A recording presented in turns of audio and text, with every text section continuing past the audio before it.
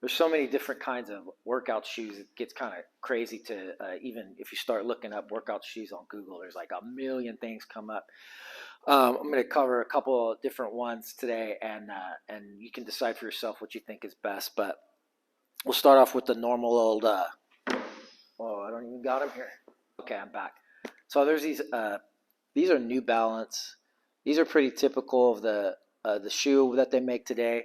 Every company makes something like this. Reebok does, Nike, just about anybody. Adidas. They all have something that's going to be good for all around workouts.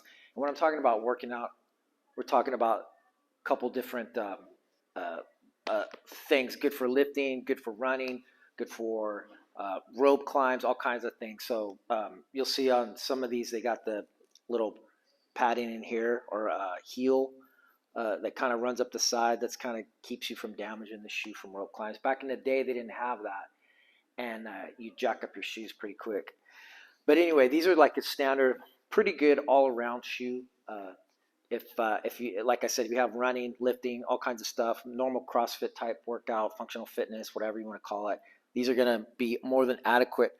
If you're just doing straight up lifting, have these lifters, and this is a position brand, but every company makes a lifter. They're kind of like bowling shoes. They're really stiff and they don't bend, and they have a elevated heel. These got wood heels. Some of them are plastic.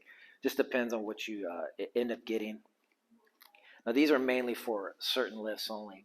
A lot of people use them for the Olympic lifts, and then also just for squatting. It just elevates your heel up a little bit. Sometimes people are tight in the Achilles and the calf, and so something like this kind of helps just take away a little bit of that angle and helps you get a little bit lower. But these are pretty much only for lifting, and it would be specific lifts. I wouldn't use these on deadlift. I wouldn't use these on presses per se. You really don't need something like that. The next type is a minimalist type shoe, and it takes a little getting used to breaking in. These are Vivo Barefoot, right? So these you can use for anything. They're super flexible. You can use them to lift. It's supposed to replicate your bare foot, but it's does give you some protection. Wider in the toe, so you can fit all your toes, so your toes spread out. And they're breathable. They're pretty good. They're pretty good workout shoes. It takes some getting used to, especially if you're going to run in these a lot. It feels like you're barefoot, so you're trotting along on the ground, and it's like bang, bang, bang. So you have to work on it, and you're going to have to run more towards the toe of your foot when you run. You can't do this heel striking thing. You'll fuck yourself up. But these are pretty good. But what I use about 90% of the time, especially if there's no running, is just old school Vans. These are actually custom because I wanted to get the wide toe, so they have wide toe custom kind, but just regular old Vans, whatever style. I got high tops on right now. You can use these. Like I said, 90% of the workouts that if you don't have running in it, you can do light, short running, but it's not as comfortable as something like these bad boys here. But the 90% of the thing, you can do box jumps, you can do jump rope, you can do everything else, pull ups, obviously all that kind of stuff. That any kind of barbell work for the most part. You can squat in them, deadlift in them, everything. They're pretty much great all around shoes, and they're not super expensive. The custom ones or a little bit more. I think they're $70, but you can pick these up anywhere for like $50. You can even get the knockoff ones. I used to rock the Levi knockoff Vans back in the day. They're $20 at Big Five. So if you want to keep it cheap and something that's going to work for 90% of the time, cool.